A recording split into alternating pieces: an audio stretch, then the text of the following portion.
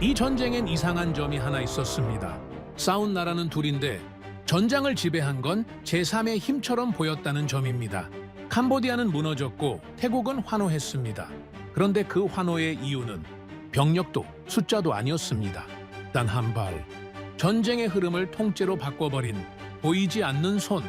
태국 현지에서는 이런 말이 돌았습니다. 우린 지금 어떤 나라의 기술을 목격하고 있다.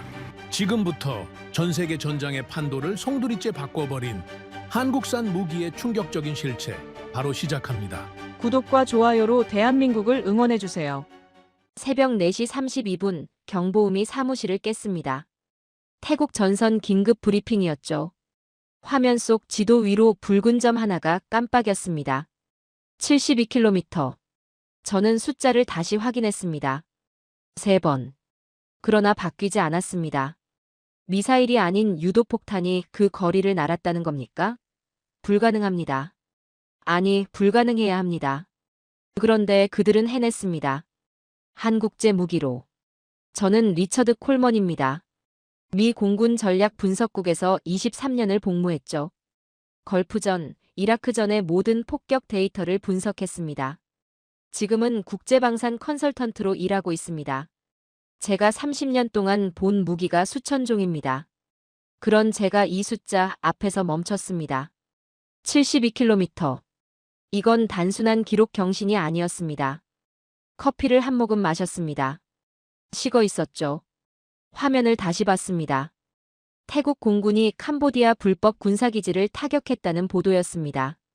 동남아 분쟁은 늘 있어 왔습니다. 별로 놀라운 일도 아니었죠. 그런데 거리가 문제였습니다. 72km. 유도폭탄으로는 말도 안 되는 숫자였습니다. 데이터베이스를 열었습니다.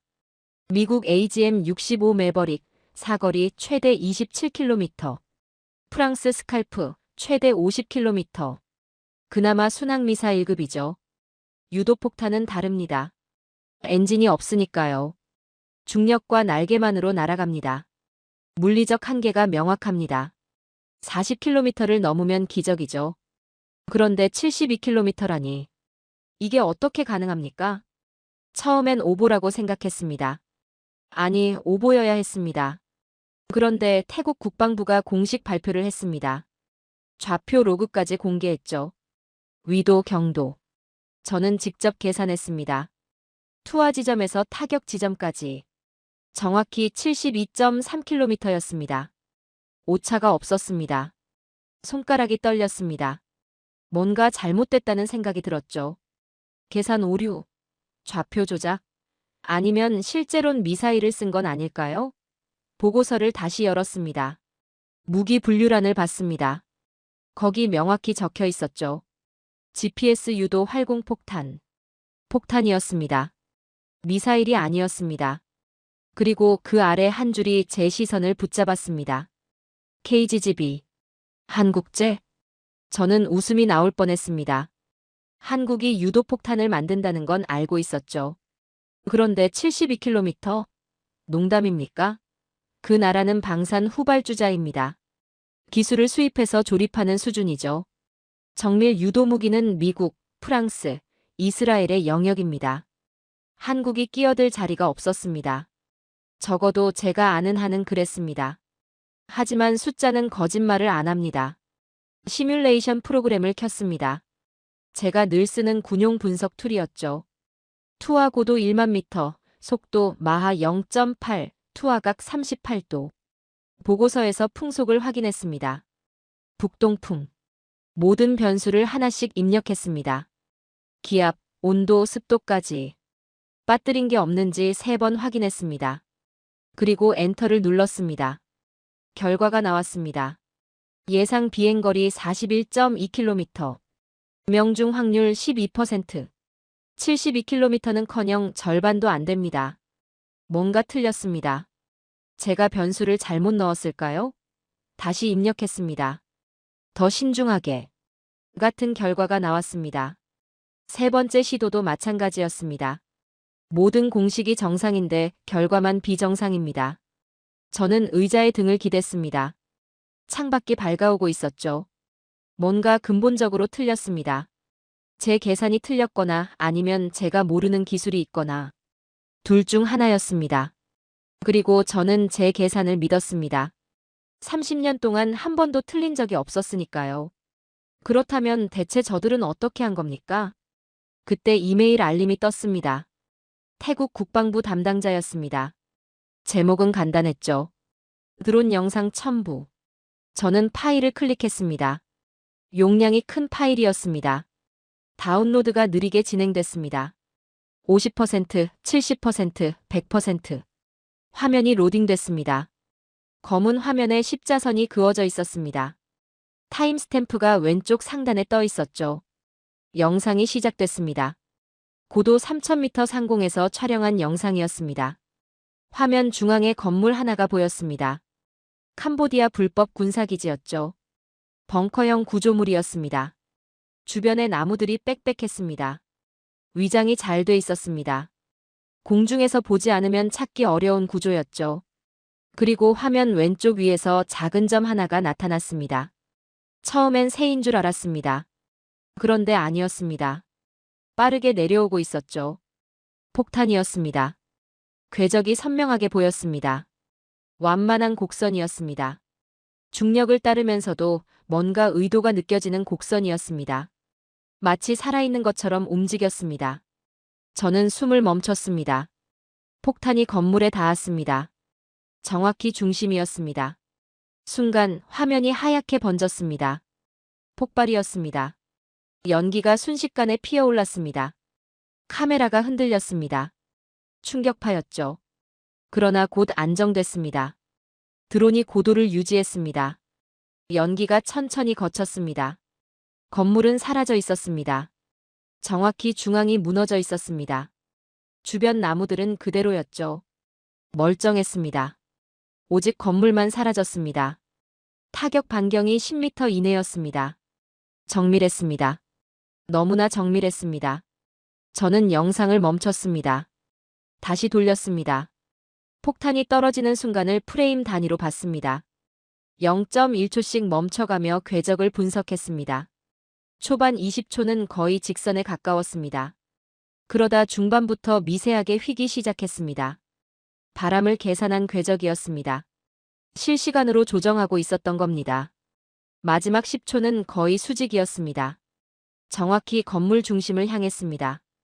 오차가 없었습니다. 화면 속 그 곡선을 잊을 수 없습니다. 72km의 유령 같았습니다. 저는 마우스를 놓았습니다. 손이 떨리고 있었습니다. 이건 단순한 폭격이 아니었습니다. 이건 예술이었습니다. 수학과 물리학의 완벽한 조합이었습니다. 그리고 그 모든 게 한국에서 나왔습니다. 제가 5년 전에 비웃었던 그 나라에서 잠시 멍하니 앉아 있었습니다.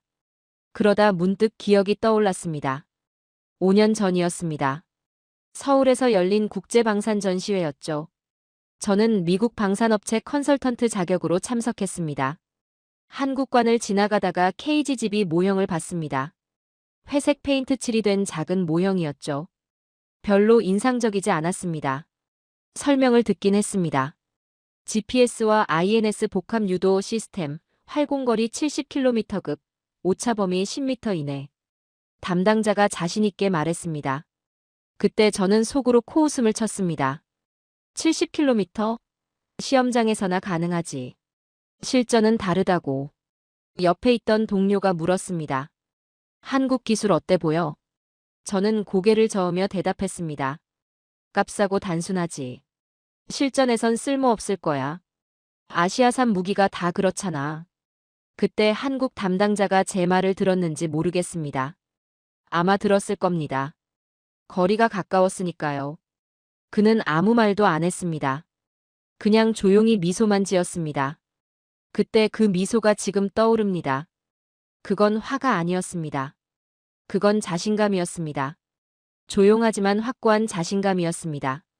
전쟁보다 무서운 건 내가 틀렸다는 사실이었습니다. 저는 다시 화면을 봤습니다. 72km. KGGB. 한국. 이 세 단어가 머릿속을 맴돌았습니다. 제가 평생 쌓아온 지식이 흔들리고 있었습니다.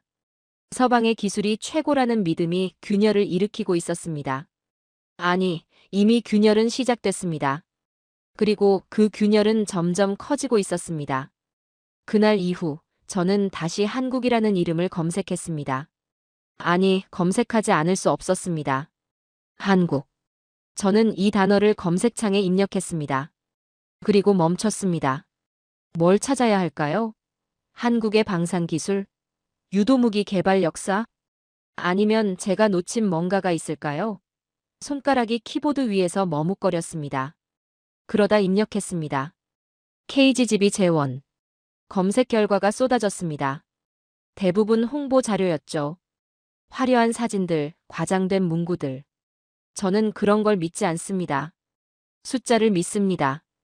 데이터를 믿습니다. 스크롤을 내렸습니다. 그러다 한 문서를 발견했습니다.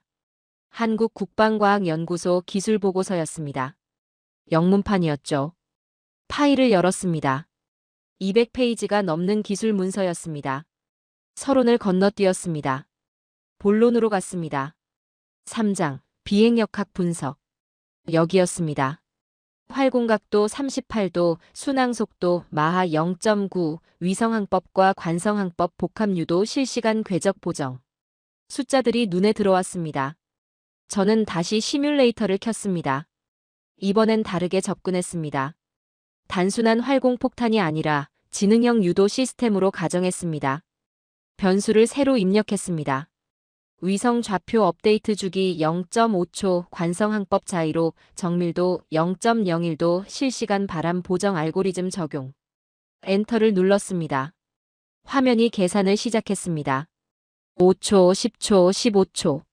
평소보다 오래 걸렸습니다. 복잡한 계산이었죠. 그리고 결과가 나왔습니다. 예상 비행거리 71.8km. 명중 확률 89%. 저는 숨을 들이켰습니다. 71.8km. 오차 0.5km. 거의 정확했습니다.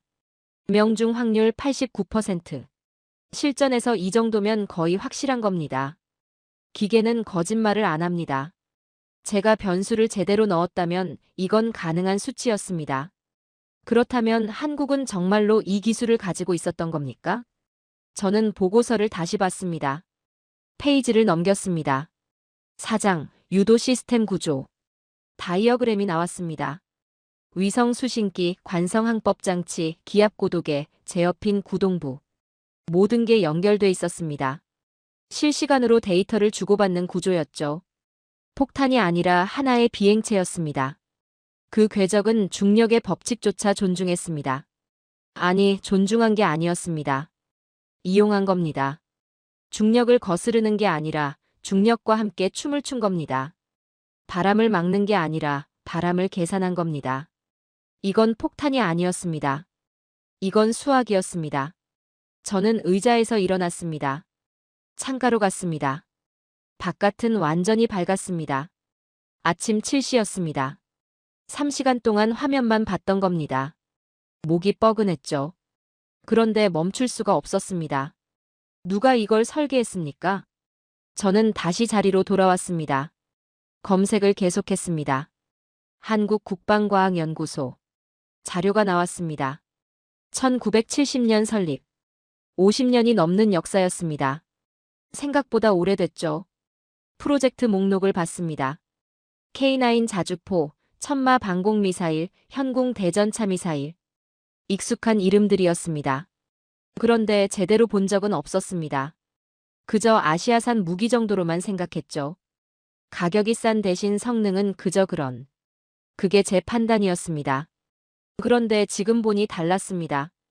스크롤을 내리다가 멈췄습니다. 한국형 전투기 도입 프로젝트. 2002년.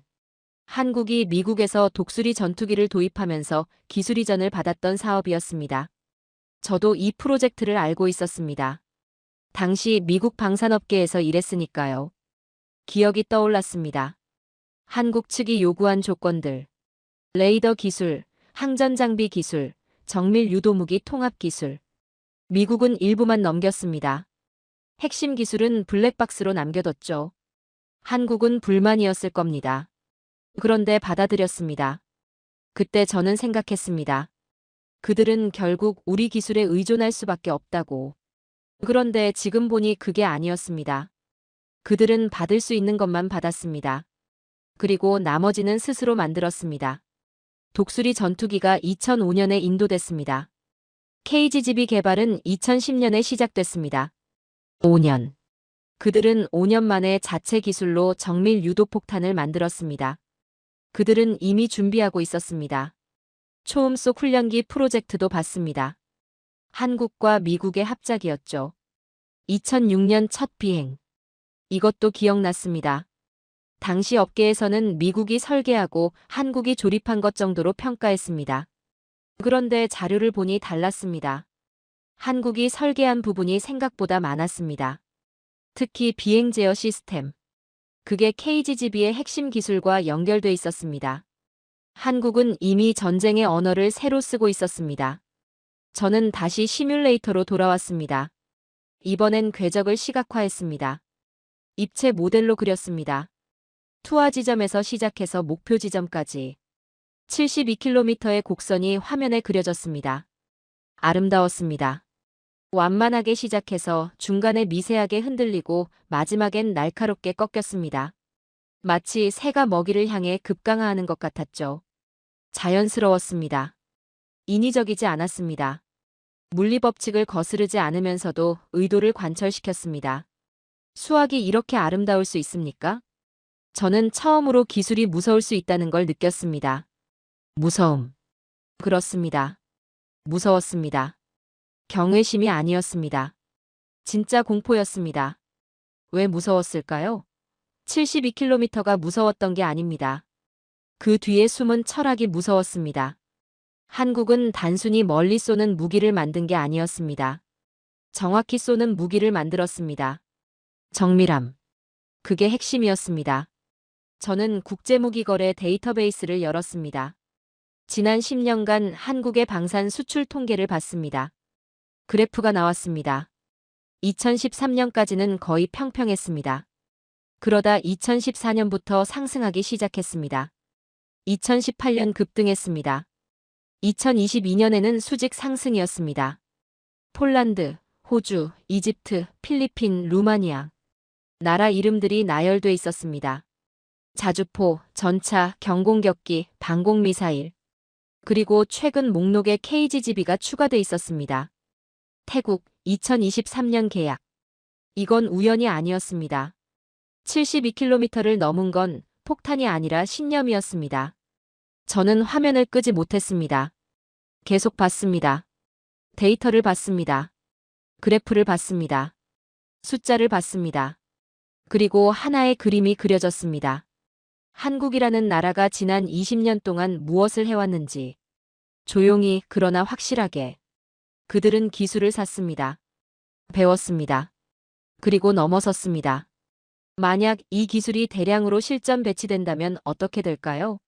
72km 사거리에 10m 오차. 이건 판도를 바꿉니다. 적의 방공망 밖에서 쏠 수 있습니다. 안전합니다. 그러면서도 정확합니다. 부수적 피해가 최소화됩니다. 전쟁의 규칙이 바뀝니다. 저는 손으로 얼굴을 감싸쥐었습니다. 피곤했습니다. 그런데 잠이 오지 않았습니다. 머릿속이 복잡했습니다. 30년 동안 쌓아온 제 지식 체계가 흔들리고 있었습니다. 미국이 최고다. 유럽이 그 다음이다. 러시아는 양으로 승부한다. 중국은 복제한다. 그 외 국가들은 수입한다. 이게 제가 알던 세계였습니다. 그런데 한국은 어디에 속합니까? 더 이상 그 외 국가가 아니었습니다. 이미 넘어섰습니다. 조용히 그러나 명확하게. 세상의 균형이 무너질지도 모릅니다. 저는 창밖을 봤습니다. 태양이 높이 떠 있었습니다. 점심때가 다 됐습니다. 그런데 저는 아직도 그 숫자를 생각하고 있었습니다. 72km. 그리고 그 뒤에 숨은 수천 명의 엔지니어들을. 그들이 밤을 새우며 계산했을 공식들을. 실패했을 시험들을. 포기하지 않았을 의지를. 한국은 무기를 만든 게 아니었습니다. 한국은 미래를 만들고 있었습니다. 3장. 저는 다시 그 영상을 열었습니다. 태국 드론이 촬영한 영상이었죠.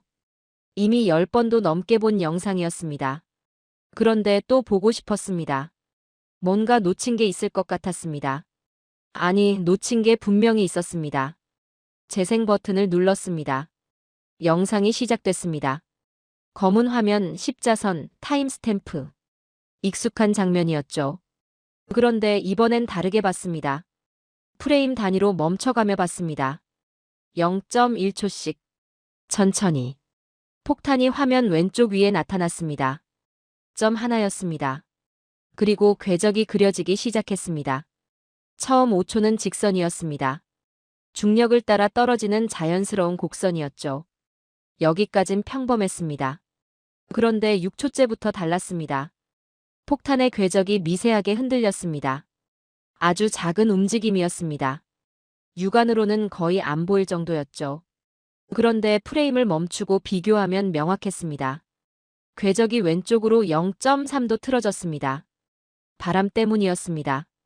북동풍 6.2m. 그 바람이 탄체를 밀었던 겁니다. 그런데 7초째 궤적이 다시 수정됐습니다. 오른쪽으로 0.2도. 보정이었습니다. 실시간 보정. 폭탄 자체가 바람을 감지하고 궤적을 수정한 겁니다. 엔진도 없는 물체가 스스로 날아가는 방향을 바꾸고 있었습니다. 그건 단순한 폭탄이 아니었습니다. 사고하는 물체였습니다. 저는 영상을 멈췄습니다. 그 프레임을 확대했습니다.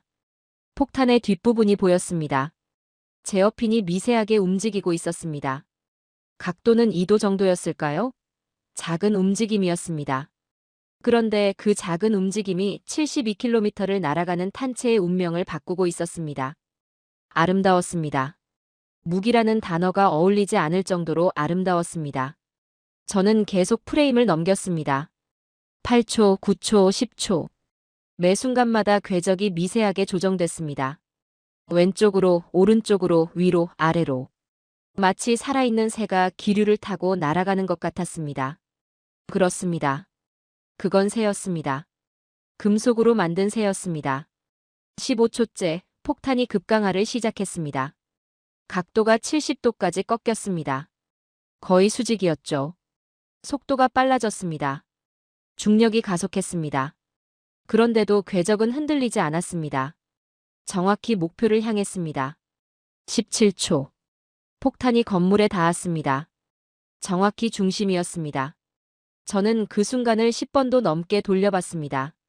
폭탄이 건물 지붕에 닿는 순간 0.01초의 찰나. 그리고 폭발. 하얀 섬광. 연기. 파편. 그런데 이상했습니다. 폭발 반경이 너무 작았습니다. 일반적인 500kg급 폭탄이라면 반경 30m는 초토화됐을 겁니다. 그런데 이 폭탄은 달랐습니다. 정확히 건물만 무너뜨렸습니다. 주변 나무들은 멀쩡했습니다. 10m만 벗어나면 피해가 없었습니다. 이게 가능합니까? 저는 폭약량을 계산해 봤습니다. 일반 폭탄의 절반도 안 되는 양이었을 겁니다. 250kg. 아니, 200kg. 그 정도로도 저런 파괴력이 나올 수 있습니까? 그때 깨달았습니다. 한국은 폭약을 늘린 게 아니었습니다. 정확도를 높인 겁니다. 정확히 맞추면 적은 폭약으로도 충분하다는 계산이었습니다. 그리고 그 계산이 맞았습니다. 단가 절반, 오차는 3분의 1. 저는 다른 자료를 찾아봤습니다. KGGB의 단가. 대략 미국 제품의 60% 수준이었습니다. 절반까진 아니어도 확실히 쌌습니다.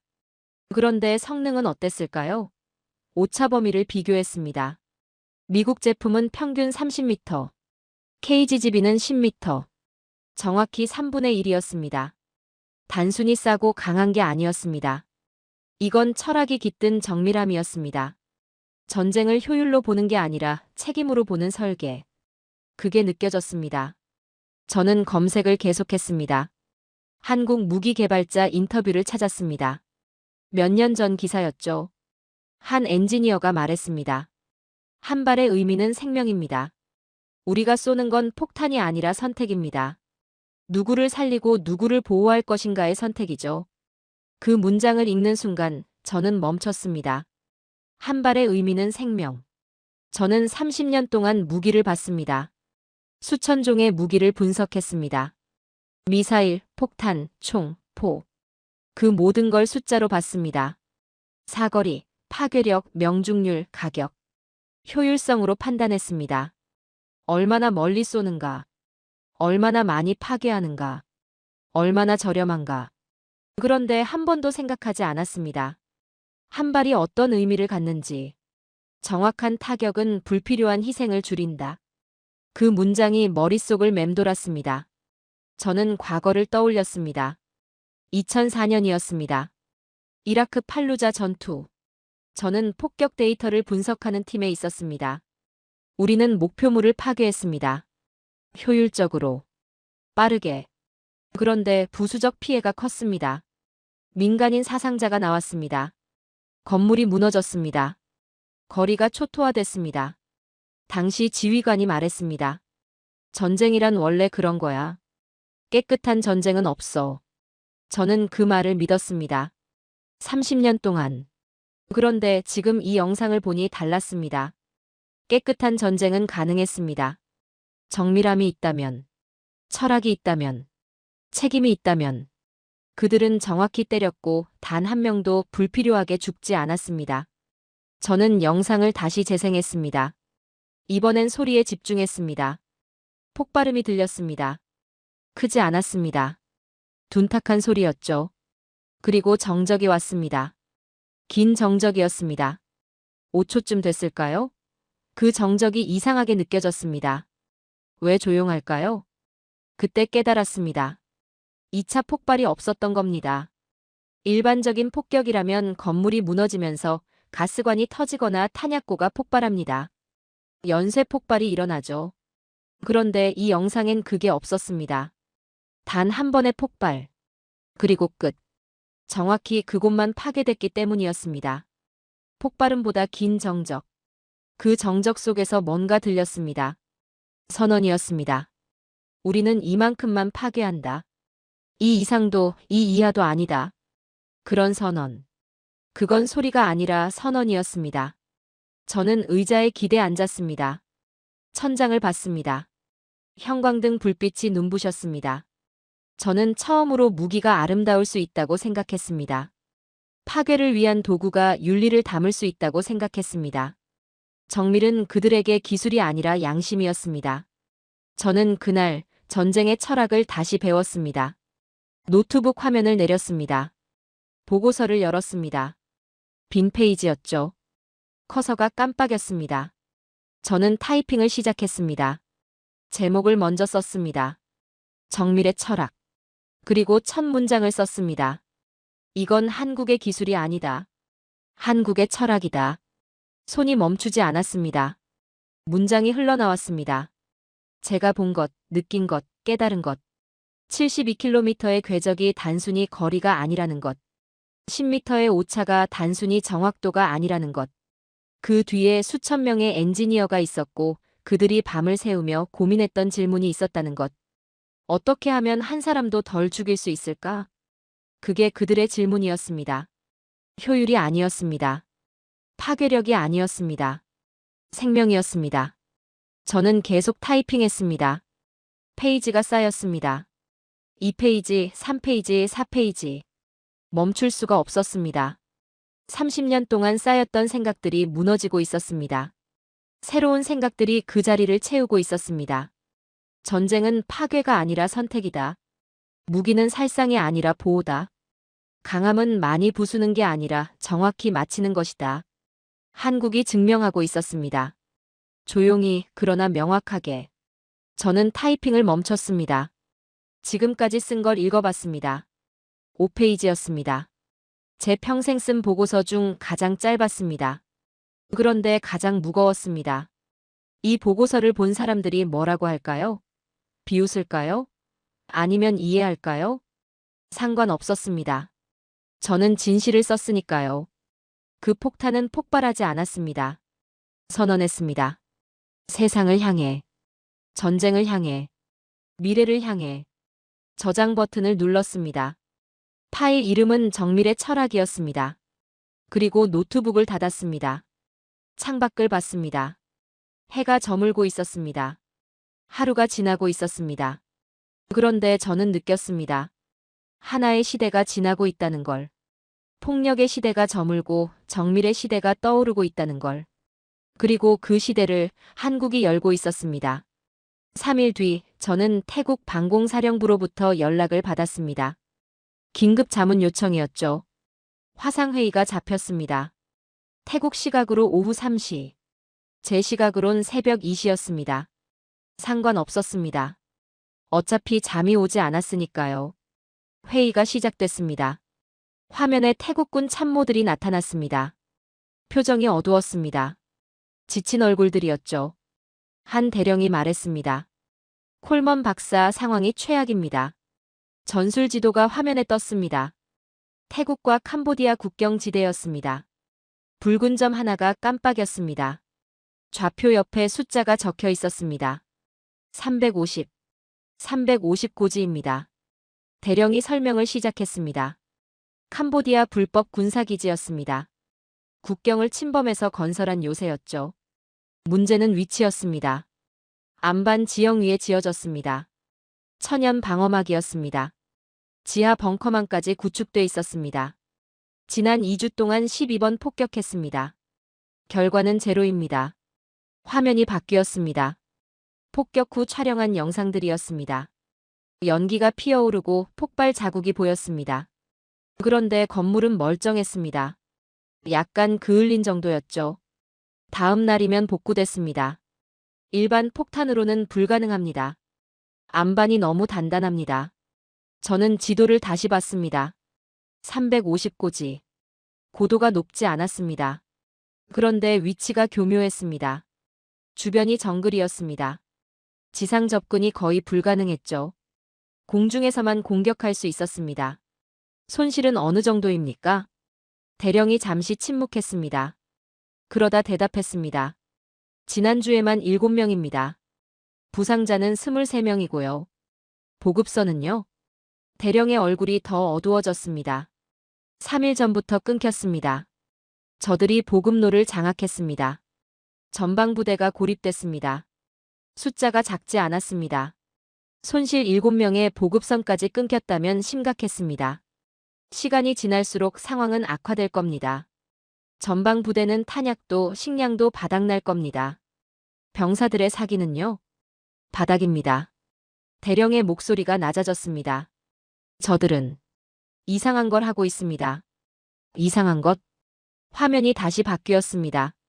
캄보디아군이 찍은 영상이었습니다. 선전용 영상이었죠. 승려들이 나왔습니다. 요새 주변에서 기도하고 있었습니다. 의식 같은 게 진행됐습니다. 향을 피우고 주문을 외웠습니다. 그리고 자막이 떴습니다. 신성한 보호막이 이곳을 지킨다. 저는 한숨을 쉬었습니다. 주술. 21세기의 주술이라니. 서방 언론이 비웃고 있습니다. 대령이 씁쓸하게 말했습니다. 미신에 의지하는 후진국이라고요. 그런데 문제는 병사들이 믿기 시작했다는 거죠? 대령이 고개를 끄덕였습니다. 12번 폭격했는데 요새가 끄떡없으니까요. 병사들이 속삭입니다. 정말로 주술이 효과가 있는 거 아니냐고. 이건 단순한 지형이 아니었습니다. 심리전이었습니다. 저는 캄보디아의 전략을 읽어냈습니다. 안반 지형은 물리적 방어였습니다. 주술은 심리적 방어였습니다. 보급선 차단은 실질적 압박이었습니다. 셋을 합치면 강력했습니다. 적군의 사기를 꺾고 아군의 공포를 키우고 시간을 아군 편으로 끌어당겼습니다. 그건 미신이 아니라 두려움의 방패였습니다. 콜먼 박사, 시간이 없습니다. 대령의 목소리가 떨렸습니다. 전방부대가 일주일을 못 버팁니다. 여기서 멈추면 그들의 정신까지 무너진다는 거죠. 대령이 고개를 숙였습니다. 그렇습니다. 이건 전투가 아니었습니다. 의지의 싸움이었습니다. 350고지가 무너지지 않으면 태국군의 사기가 무너질 겁니다. 병사들은 더 이상 싸우지 않을 겁니다. 어떻게 해야 합니까? 대령이 물었습니다. 절박한 목소리였습니다. 저는 잠시 생각했습니다. 안반 지형, 지하 벙커, 12번의 실패, 보급선 단절. 무엇이 필요할까요? 더 큰 폭탄? 아니면 더 많은 폭격? 아니었습니다. 필요한 건 정밀함이었습니다. 정밀 유도 무기가 필요합니다. 가지고 있습니다. 미국제 유도 폭탄이요. 그걸로도 안 됐잖습니까? 대령이 멈췄습니다. 그렇습니다. 미국제 유도 폭탄도 써봤습니다. 결과는 같았습니다. 문제는 관통력이었습니다. 일반 폭탄으로는 안반을 뚫을 수 없었습니다. 벙커버스터가 필요합니다. 그런데 대령이 말끝을 흐렸습니다. 저도 알았습니다. 벙커버스터는 구하기 어렵습니다. 비쌉니다. 미국도 함부로 팔지 않습니다. 시간도 오래 걸립니다. 일주일 안에는 불가능합니다. 다른 방법은 없습니까? 저는 잠시 망설였습니다. 그러다 말했습니다. 한국에 요청해 보시죠. 한국이요? KGGB. 72km를 날아간 그 폭탄 말입니다. 대령의 눈이 커졌습니다. 그게 벙커를 뚫을 수 있습니까? 모르겠습니다. 하지만 시도해 볼 가치는 있습니다. 그리고 빠릅니다. 회의는 그렇게 끝났습니다. 대령은 곧바로 한국 측에 연락하겠다고 했습니다. 저는 화면을 껐습니다. 그리고 창밖을 봤습니다. 아직 어두웠습니다. 350고지. 이 숫자가 머릿속을 떠나지 않았습니다. 이틀 뒤 대령에게서 연락이 왔습니다. 한국 정부가 답변했다고 했습니다. 테스트 명목이라면 가능하다. 테스트. 그 단어가 묘했습니다. 실전이 아니라 테스트. 책임을 회피하면서도 지원하는 방법이었습니다. 영리했습니다. 언제 도착합니까? 내일입니다. 빨랐습니다. 생각보다 훨씬 빨랐습니다. 한국이 준비돼 있었다는 뜻이었습니다. 테스트라는 단어 하나가 역사를 바꿀 줄은 몰랐습니다. 다음 날, 저는 태국 공군기지로 날아갔습니다.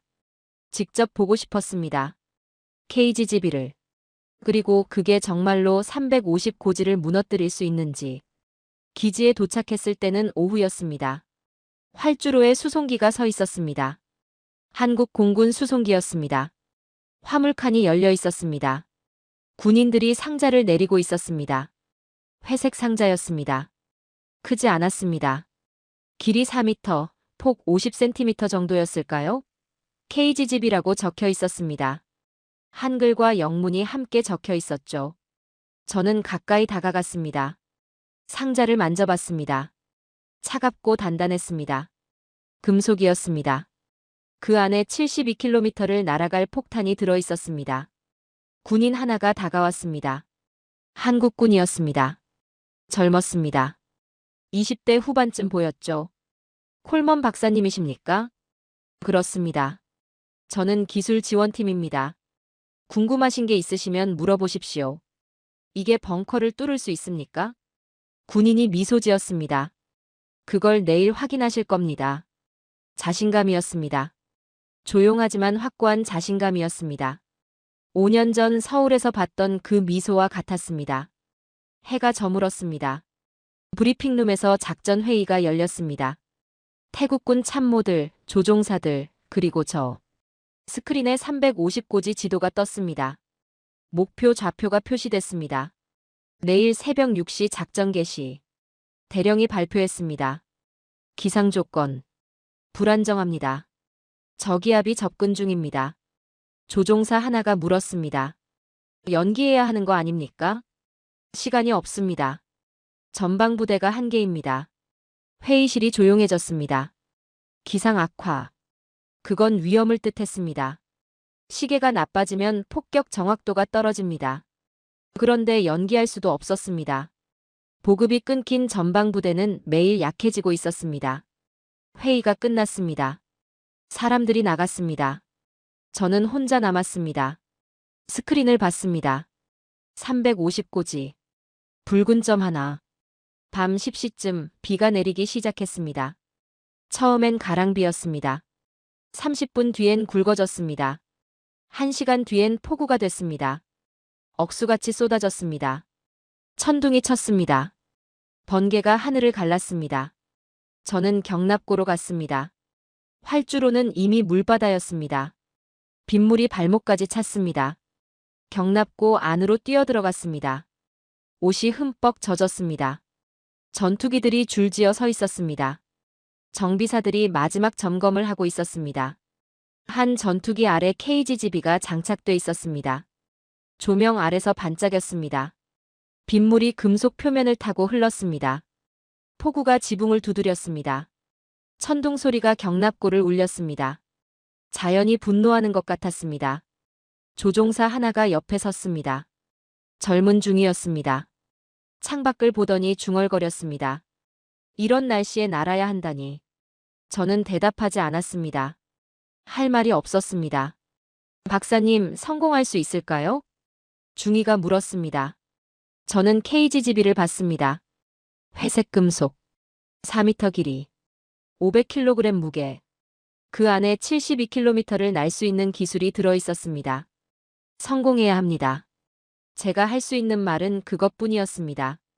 폭우는 새벽까지 계속됐습니다. 저는 벤치에 앉아서 빗소리를 들었습니다. 천둥 소리를 들었습니다. 잠을 자야 했습니다. 그런데 눈이 감기지 않았습니다. 폭발보다 무서운 건 기다림이었습니다. 새벽 5시, 폭우가 조금 잦아들었습니다. 그래도 비는 계속 내렸습니다. 바람도 강했습니다. 조종사들이 경납고로 들어왔습니다. 비행복을 입고 있었습니다. 표정이 굳어 있었습니다. 대령이 마지막 브리핑을 했습니다. 기상 조건 불량. 그러나 작전 강행. 전방 부대를 구해야 합니다. 조종사들이 고개를 끄덕였습니다. 그들은 헬멧을 썼습니다. 전투기로 걸어갔습니다. 저는 그들을 봤습니다. 젊은 사람들이었습니다. 20대, 30대. 누군가의 아들이었습니다. 누군가의 남편이었습니다. 그들이 폭우 속으로 날아갈 겁니다. 350고지를 향해. 350고지. 이 숫자는 좌표가 아니라 벽의 이름이었습니다. 그리고 그 벽을 동쪽의 기술이 향하고 있었습니다.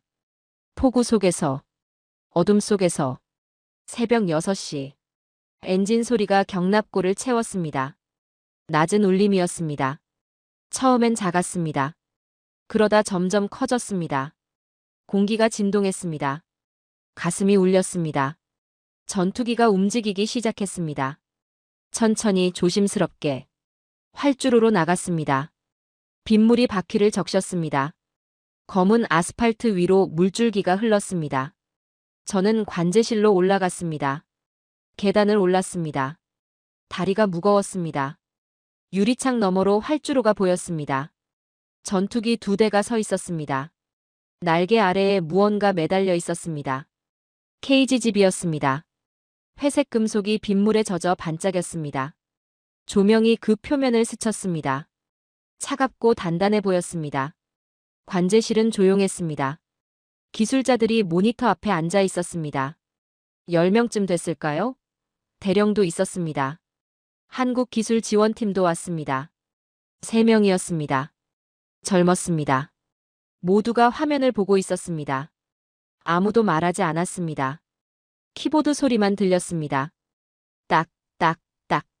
엔진 소리가 더 커졌습니다. 전투기가 활주를 시작했습니다. 처음엔 느렸습니다. 그러다 빨라졌습니다. 빗물을 가르며 달렸습니다. 물보라가 튀었습니다. 속도계 숫자가 올라갔을 겁니다. 시속 200km, 250km, 300km. 그리고 떴습니다. 바퀴가 지면에서 떨어졌습니다. 순간이었습니다. 아주 짧은 순간. 그 순간 저는 숨을 멈췄습니다. 전투기가 하늘로 올라갔습니다. 비를 뚫고 구름을 향해. 2번째 전투기도 이륙했습니다. 같은 과정이었습니다. 활주, 가속, 이륙. 편대가 형성됐습니다. 구름 속으로 사라졌습니다. 회색 하늘이었습니다. 비가 계속 내렸습니다. 세상이 온통 회색이었습니다. 관제실 모니터가 켜졌습니다. 여러 개였습니다. 각각 다른 화면을 보여줬습니다. 전투기 조종석 화면, 전술 지도, 기상 데이터, 궤적 시뮬레이션. 숫자들이 흘러갔습니다. 계기판이 보였습니다.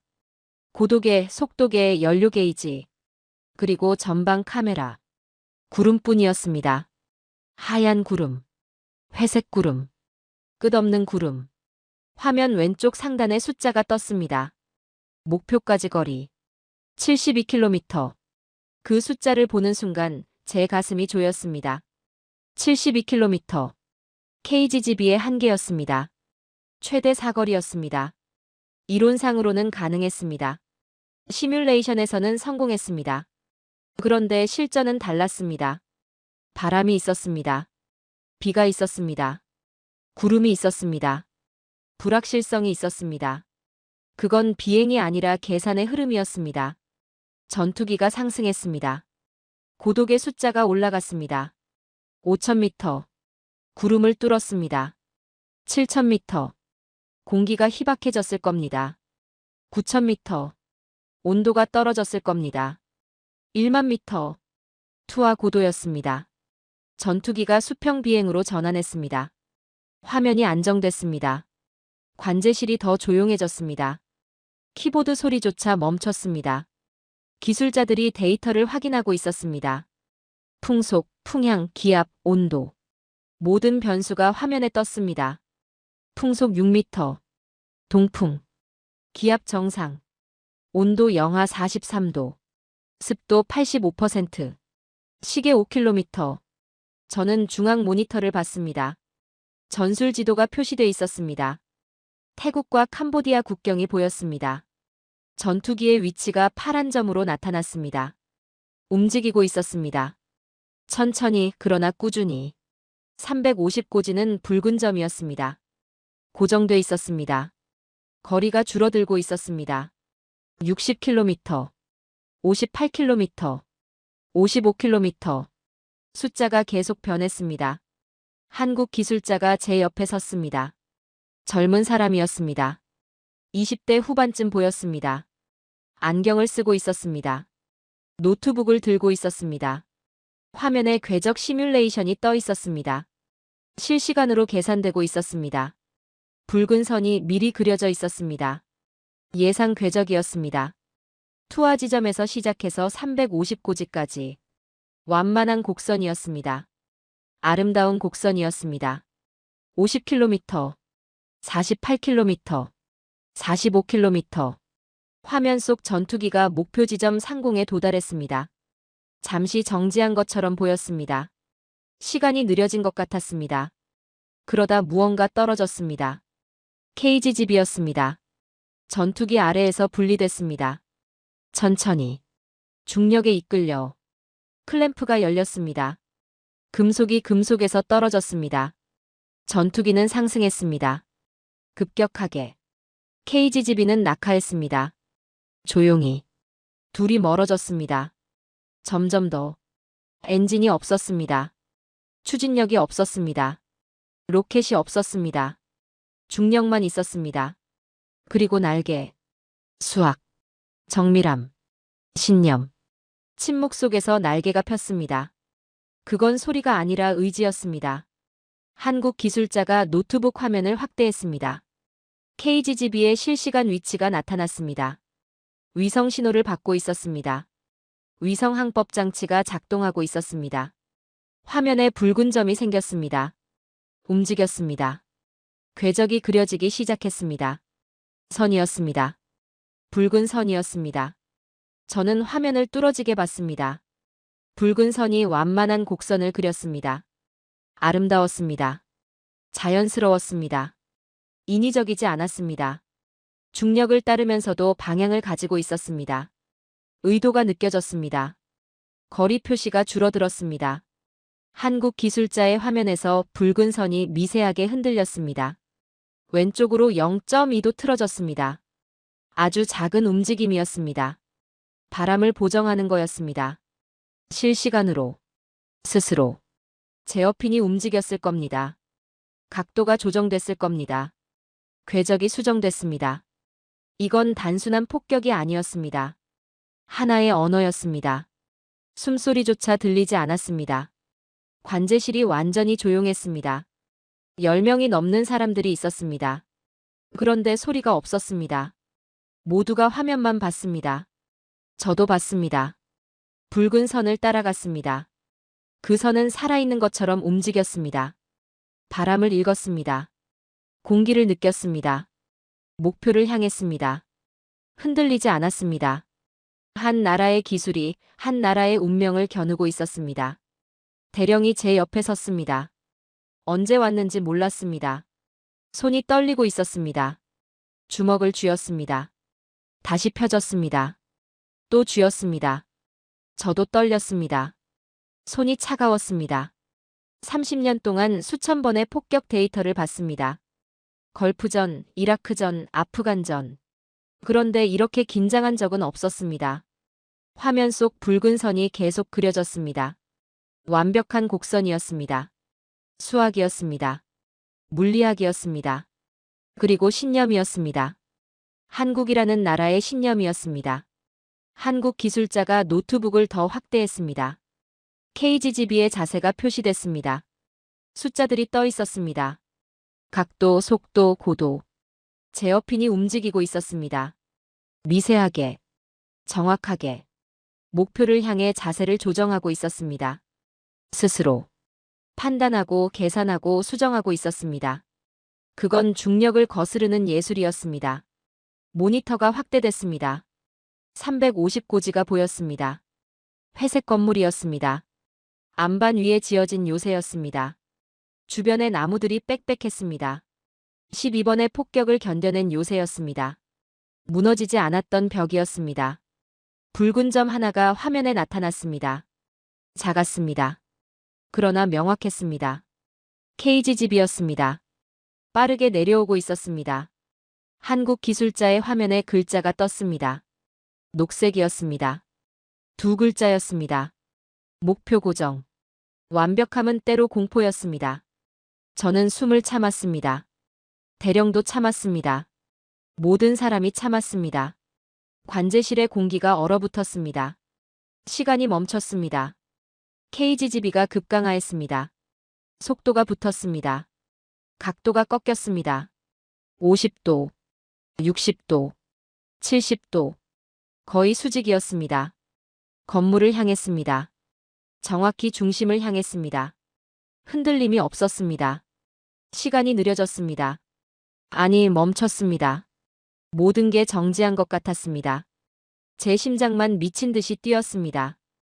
귓가에서 맥박 소리가 들렸습니다. 세상이 멈췄습니다. 그리고 떨어졌습니다. KGB가 건물에 닿았습니다. 정확히 중심이었습니다. 화면이 하얗게 번졌습니다. 폭발이었습니다. 화면이 하얗게 번졌습니다. 순간적이었습니다. 눈이 부셨습니다. 저는 눈을 가늘게 떴습니다.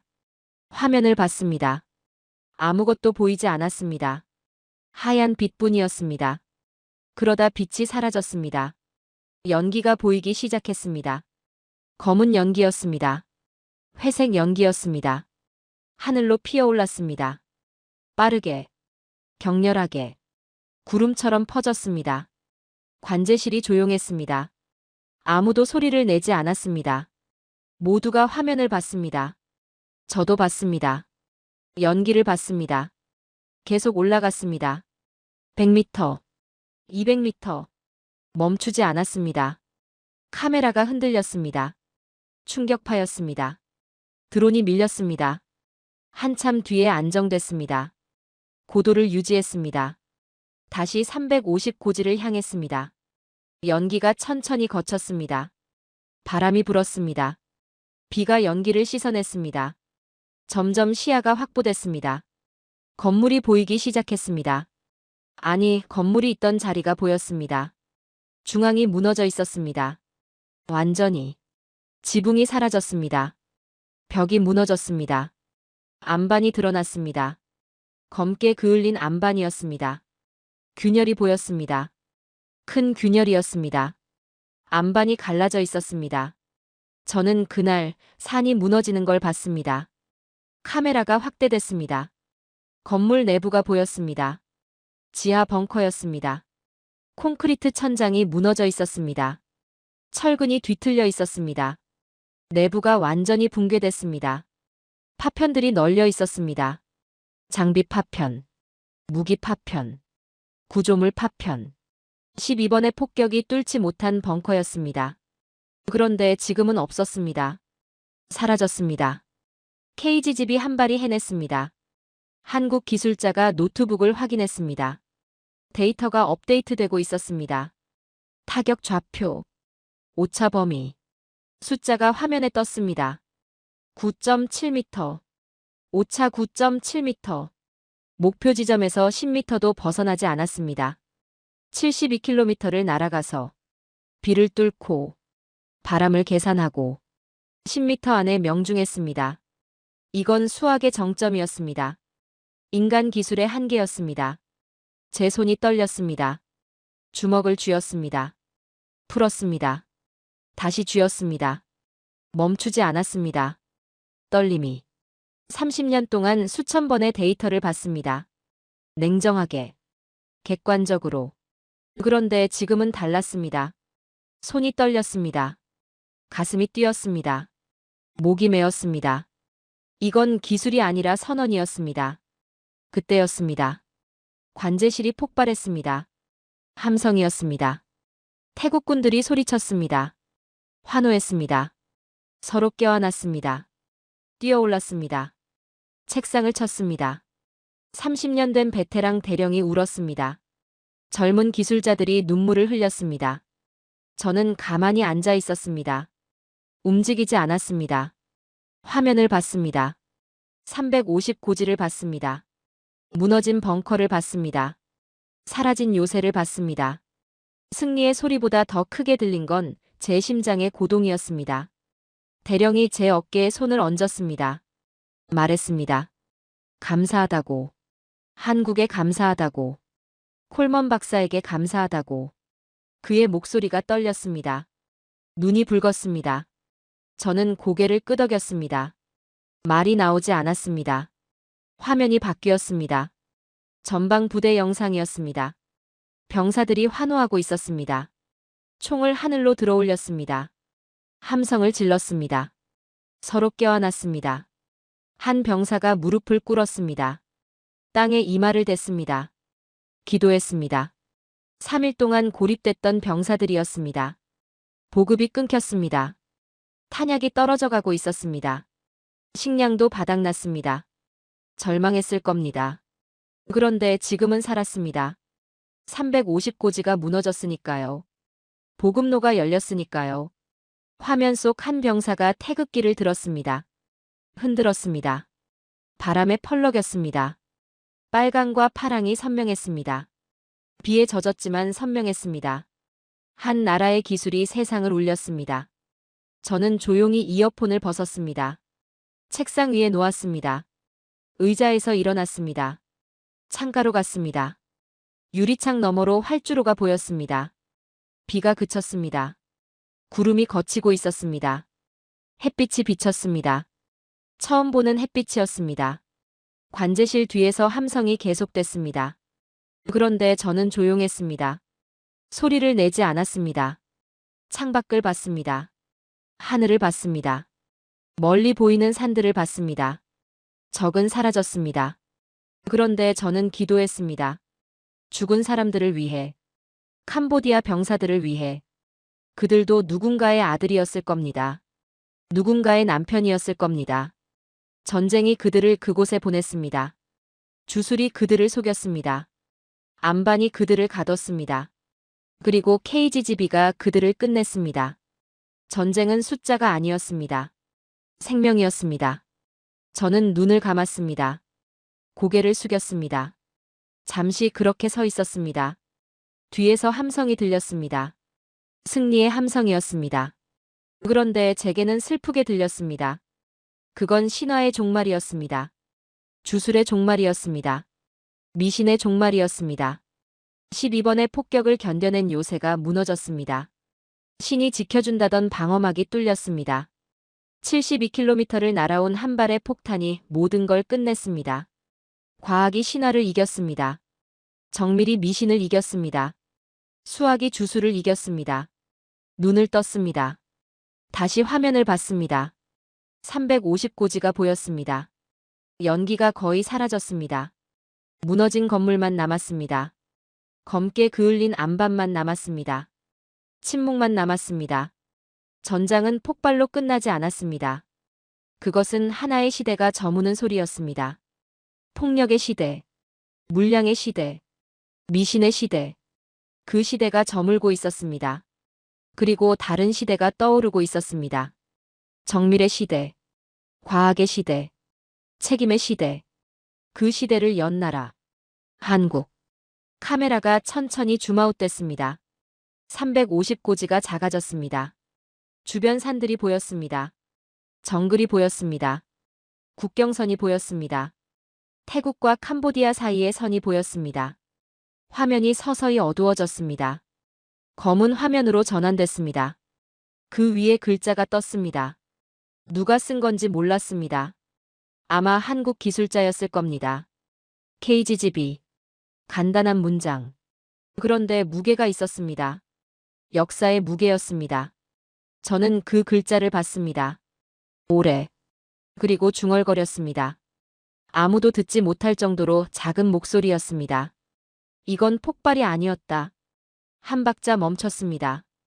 이건 역사였다. 관제실 함성이 계속됐습니다.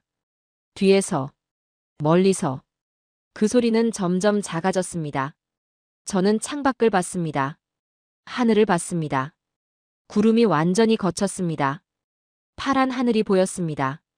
그리고 그 하늘 어딘가에 72km를 날아간 궤적이 아직 남아있는 것 같았습니다.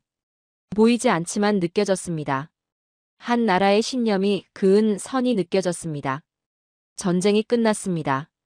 그러나 이야기는 끝나지 않았습니다. 폭발은 멈췄습니다. 그런데 제 머릿속에선 아직 메아리가 울렸습니다. 저는 호텔로 돌아왔습니다. 기지에서 시내까지 1시간이 걸렸습니다. 차 안은 조용했습니다. 운전병은 말이 없었습니다. 저도 말하지 않았습니다. 창밖을 봤습니다. 태국 거리가 지나갔습니다. 사람들이 걸었습니다. 가게가 열렸습니다. 일상이었습니다. 평범한 일상이었습니다. 그들은 몰랐습니다. 72km 떨어진 곳에서 무슨 일이 있었는지. 한 나라의 기술이 다른 나라의 운명을 바꿨다는 걸. 전쟁의 패러다임이 바뀌었다는 걸. 호텔 방에 들어왔습니다. 텔레비전을 켰습니다. 뉴스가 나왔습니다. 태국 방송이었습니다. 긴급 속보였습니다. 350고지 함락. 앵커가 말했습니다. 표정이 밝았습니다. 목소리가 떨렸습니다. 화면이 바뀌었습니다. 전방 부대 영상이었습니다. 병사들이 환호하고 있었습니다. 서로 껴안았습니다. 총을 하늘로 들어올렸습니다. 한 병사가 카메라 앞에 섰습니다. 젊었습니다. 20대 초반쯤 보였습니다. 얼굴에 먼지가 묻어 있었습니다. 눈이 충혈돼 있었습니다. 3일 동안 잠을 못 잤을 겁니다. 보급이 끊겨서 먹지도 못했을 겁니다. 그런데 웃고 있었습니다. 눈물을 흘리면서 웃었습니다. 화면 뒤에 무언가 보였습니다. 깃발이었습니다. 태국 국기 옆에 다른 깃발이 있었습니다. 태극기였습니다. 빨강과 파랑이 선명했습니다. 바람에 펄럭였습니다. 병사가 말했습니다.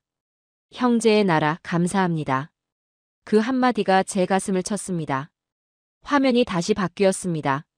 350고지 상공 영상이었습니다. 해가 뜨고 있었습니다. 새벽이었습니다. 연기가 사라졌습니다. 폐허만 남았습니다. 무너진 건물. 갈라진 안반. 그 위로 햇빛이 비쳤습니다. 황금빛이었습니다. 저는 속으로 읊조렸습니다. 1950년. 한국전쟁. 태국은 참전했습니다. 유엔군으로 6,000명이 넘는 병력을 보냈습니다. 한국을 위해 싸웠습니다. 그들 중 일부는 돌아오지 못했습니다. 한국 땅에 묻혔습니다. 75년이 지났습니다. 이제 한국의 기술이 그들에게 돌아갔습니다. 72km를 날아가서 그들의 병사들을 구했습니다. 그들의 운명을 바꿨습니다. 역사는 돌고 돈다고 했습니다. 그런데 이건 단순히 도는 게 아니었습니다. 이건 응답이었습니다. 기억의 응답이었습니다. 텔레비전을 껐습니다. 조용해졌습니다. 방 안이, 제 머릿속도. 그런데 가슴은 시끄러웠습니다. 뭔가 울렸습니다. 30년 동안 느껴보지 못한 감정이었습니다. 저는 언제부터 폭발을 숫자로만 봐왔을까요? 사상자를 통계로만 봐왔을까요? 전쟁을 데이터로만 봐왔을까요? 걸프전이었을까요? 이라크전이었을까요? 아니면 그보다 더 전이었을까요? 기억나지 않았습니다. 어느 순간부터 저는 감정을 끊었습니다. 그래야 살아남을 수 있었으니까요. 냉정해야 했습니다. 객관적이어야 했습니다. 숫자를 믿어야 했습니다. 그런데 오늘은 달랐습니다. 숫자가 아니었습니다. 데이터가 아니었습니다. 사람이었습니다. 살았습니다. 죽었습니다. 울었습니다. 웃었습니다. 기억했습니다. 응답했습니다. 노트북을 열었습니다. 인터넷을 켰습니다. 뉴스를 검색했습니다. 국제뉴스였습니다. 영국 방송이 보도했습니다. 미국 방송도 보도했습니다. 프랑스도, 독일도, 일본도. 헤드라인이 비슷했습니다. 한국의 정밀함이 전장을 바꾸다. 그 문장들을 읽었습니다. 하나하나, 천천히. 같은 단어가 반복됐습니다. 한국, 정밀, 기술, 혁명, 패러다임. 5년 전만 해도 없던 단어들이었습니다. 한국과 정밀을 같은 문장에 쓰는 사람은 없었습니다. 한국과 혁명을 연결하는 사람도 없었습니다.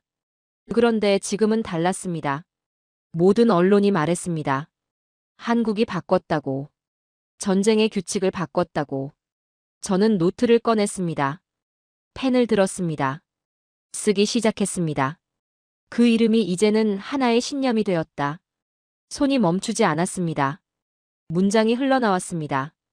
제가 본 것, 제가 느낀 것, 제가 깨달은 것. 72km는 거리가 아니었습니다. 의지였습니다. 9.7m는 오차가 아니었습니다. 책임이었습니다. KGB는 무기가 아니었습니다. 철학이었습니다. 한국은 단순히 폭탄을 만든 게 아니었습니다. 새로운 전쟁의 언어를 만들었습니다. 정밀함의 언어, 절제의 언어, 생명을 존중하는 언어. 태국 병사의 인터뷰가 떠올랐습니다. 우리는 복수를 한 게 아닙니다.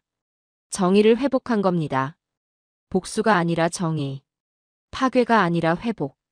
그 차이를 이해하는데 30년이 걸렸습니다. 창밖을 봤습니다. 해가 완전히 떴습니다.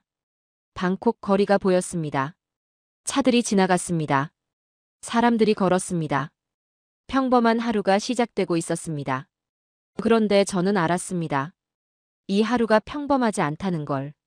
역사가 바뀐 날이라는 걸. 한 나라의 기술이 다른 나라의 눈물을 닦아준 날이라는 걸. 한 나라가 기술로 다른 나라의 눈물을 닦아준다면 그것이 진짜 강대국 아닐까요? 미국은 힘으로 세계를 움직였습니다. 군사력으로, 경제력으로, 영향력으로. 저도 그 힘의 일부였습니다. 30년 동안 그 힘을 분석했습니다. 계산했습니다.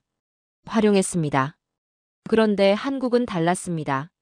힘이 아니었습니다. 정밀함이었습니다. 강압이 아니었습니다. 신뢰였습니다. 지배가 아니었습니다. 동반이었습니다. 노트를 덮었습니다. 펜을 놓았습니다. 쓸 말이 더 이상 없었습니다. 아니, 말로 표현할 수 없는 것들만 남았습니다. 침대에 누웠습니다. 천장을 봤습니다. 흰 천장이었습니다. 선풍기가 천천히 돌았습니다. 소리가 들렸습니다. 윙, 윙. 눈을 감았습니다. 그런데 잠이 오지 않았습니다. 머릿속에 영상이 계속 떠올랐습니다. KGB가 떨어지는 장면. 붉은 궤적이 그려지는 장면. 350고지가 무너지는 장면. 병사들이 환호하는 장면. 태극기가 펄럭이는 장면. 그리고 마지막. 한 젊은 병사가 카메라를 보며 말하는 장면. 형제의 나라 감사합니다. 제 눈에서 뭔가 흘렀습니다. 뜨거웠습니다. 눈물이었습니다. 63년을 살았습니다. 30년을 전쟁 속에서 살았습니다. 그런데 처음 울었습니다. 전쟁 때문에. 아니, 전쟁이 끝나서. 사람들이 살아서. 형제가 형제를 기억해서. 폭발은 멈췄습니다. 그런데 제 가슴은 아직도 울렸습니다. 그건 폭발음이 아니었습니다. 그건 감사의 울림이었습니다. 일주일 뒤 저는 싱가포르에 있었습니다. 국제군사회의였습니다. 아시아 태평양 안보 포럼이었습니다. 30개국 대표들이 모였습니다. 장성들, 국방장관들, 전략가들. 저도 초청받았습니다. 발표자로. 컨퍼런스 홀은 컸습니다. 500석이었습니다. 가득 찼습니다. 모든 좌석에 사람이 앉았습니다. 무대 위 스크린에 제 이름이 떠 있었습니다. 리처드 콜먼, 국제방산 전략 분석가. 저는 무대 뒤에 서 있었습니다. 손에 노트가 있었습니다. 보고서였습니다. 일주일 동안 쓴 보고서였습니다. 30페이지였습니다. 그런데 무겁지 않았습니다. 가벼웠습니다. 진실은 가볍습니다. 제목을 다시 봤습니다. 정밀함의 원칙. 진행자가 제 이름을 불렀습니다. 박수가 터졌습니다. 저는 무대로 걸어 나갔습니다. 조명이 눈부셨습니다. 500명의 시선이 저를 향했습니다. 무거웠습니다. 그 시선들이 연단에 섰습니다. 마이크를 조정했습니다. 물을 한 모금 마셨습니다. 홀이 조용해졌습니다. 저는 말하기 시작했습니다. 일주일 전 저는 역사를 봤습니다. 첫 문장이었습니다. 준비한 문장이 아니었습니다. 그냥 나왔습니다. 태국과 캄보디아 국경. 350고지. 72km 떨어진 곳에서 한 발의 폭탄이 날아갔습니다. 오차 9.7m로 목표물을 정확히 타격했습니다. 스크린에 영상이 떴습니다. KGB가 활공하는 장면이었습니다. 붉은 궤적이 그려지는 장면이었습니다. 홀이 더 조용해졌습니다. 저는 30년 동안 전쟁을 분석했습니다. 수천 번의 폭격을 봤습니다. 그런데 이번은 달랐습니다. 잠시 멈췄습니다. 청중을 봤습니다. 모두가 집중하고 있었습니다. 정밀함은 단순한 효율이 아닙니다. 목소리를 낮췄습니다. 그것은 생명을 구하기 위한 철학입니다. 홀이 정적에 쌓였습니다. 아무도 움직이지 않았습니다. 기침 소리조차 없었습니다. 스크린이 바뀌었습니다. 350고지 폐허가 나왔습니다. 그 옆에 숫자가 떴습니다. 타격 반경 10m. 부수적 피해 제로. 민간인 사상자 제로. 전통적인 500kg 폭탄이라면 반경 30m가 초토화됐을 겁니다. 주변 민가도 파괴됐을 겁니다. 무고한 사람들이 죽었을 겁니다. 스크린에 또 다른 영상이 나왔습니다. 주변 정글이었습니다. 나무들이 멀쩡했습니다. 10m만 벗어나면 아무 피해가 없었습니다. 그런데 KGB는 달랐습니다. 정확히 그곳만 파괴했습니다. 이 이상도 이 이하도 아니었습니다. 손을 들었습니다.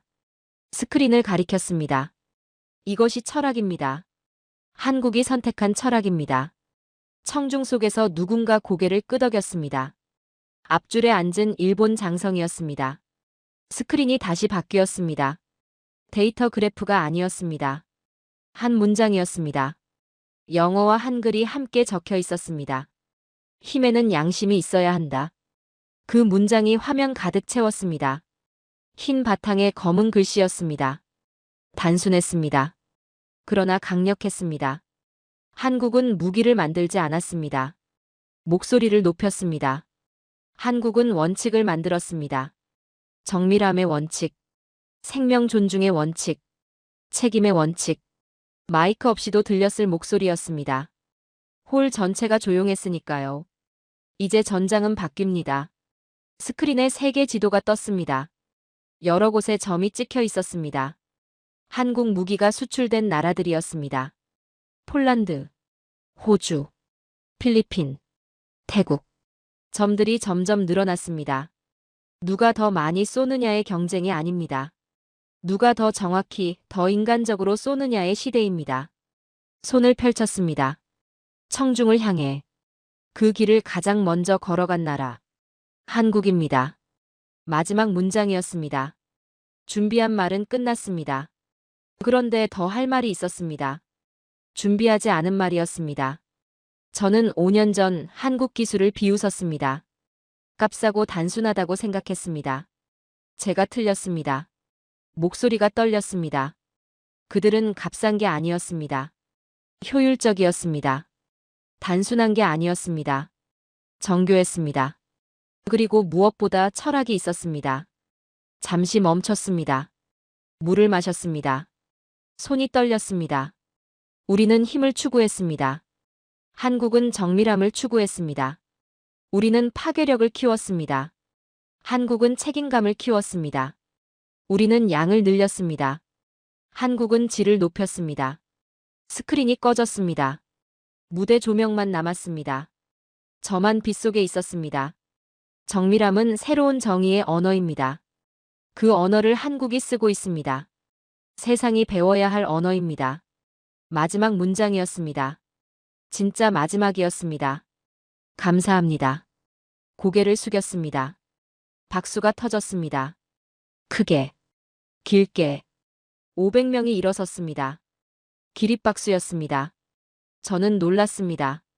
30년 동안 수십 번 발표했습니다. 기립박수는 처음이었습니다. 무대에서 내려왔습니다. 여러 사람이 악수를 청했습니다.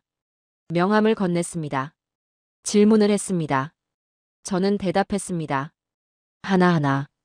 1시간 뒤 컨퍼런스홀을 나왔습니다. 복도가 조용했습니다. 창밖을 봤습니다. 싱가포르 하늘이었습니다. 맑았습니다. 구름 한 점 없었습니다. 그때 누군가 다가왔습니다. 젊은 사람이었습니다. 한국 사람이었습니다. 국방과학연구소 배지를 달고 있었습니다. 콜먼 박사님 감사합니다. 그가 말했습니다. 목소리가 떨렸습니다. 저희를 이해해 주셔서, 저희 철학을 말씀해 주셔서. 저는 고개를 저었습니다. 제가 감사합니다. 당신들이 저를 가르쳐 줬습니다. 기술이 무엇인지, 책임이 무엇인지, 정밀함이 무엇인지. 그가 웃었습니다. 눈물을 참는 웃음이었습니다. 악수를 청했습니다. 저는 그의 손을 잡았습니다. 단단했습니다. 젊었습니다. 미래였습니다. 밖으로 나왔습니다. 하늘을 봤습니다. 파란 하늘이었습니다. 태양이 빛났습니다. 눈을 가늘게 떴습니다. 그리고 봤습니다. 하늘 위로 흰 선이 지나갔습니다. 비행기 구름이었습니다. 가늘고 긴 선이었습니다. 천천히 번져갔습니다. 바람을 타고 하늘을 가로질렀습니다. 마치 72km를 날아간 궤적처럼 보였습니다. 폭발은 사라집니다. 연기도 사라집니다. 소리도 사라집니다. 그러나 궤적은 남습니다. 하늘에 새겨진 선처럼, 역사에 새겨진 이름처럼, 사람들 기억에 남은 감동처럼. 그리고 그 궤적이 세상을 바꿉니다. 조용히. 그러나 확실하게. 저는 그 하늘을 오래 봤습니다. 흰 선이 천천히 퍼졌습니다. 구름이 됐습니다. 하늘과 하나가 됐습니다. 한국이라는 이름도 그렇게 퍼질 겁니다. 세상 곳곳으로. 조용히. 그러나 확실하게. 정밀함이라는 이름으로. 책임이라는 이름으로. 철학이라는 이름으로. 그리고 언젠가 모든 전장에서 그 이름이 들릴 겁니다. 생명을 구하는 기술. 정의를 회복하는 힘. 세상을 바꾸는 정밀함. 그것이 한국이 남긴 궤적입니다. 오늘 사연에 대한 여러분의 생각을 댓글로 남겨주세요. 오늘 들려드린 사연에 공감하셨다면 구독과 좋아요 눌러주시고 주변 분들과도 공유해주세요. 여러분의 작은 관심과 응원이 영상 제작에 큰 힘이 됩니다. 오늘도 여러분의 하루의 작은 즐거움이라도 되었기를 바라며 지금까지 감동뭉클이었습니다. 끝까지 시청해주셔서 감사합니다. 다음에 더 감동적인 사연으로 찾아뵙겠습니다.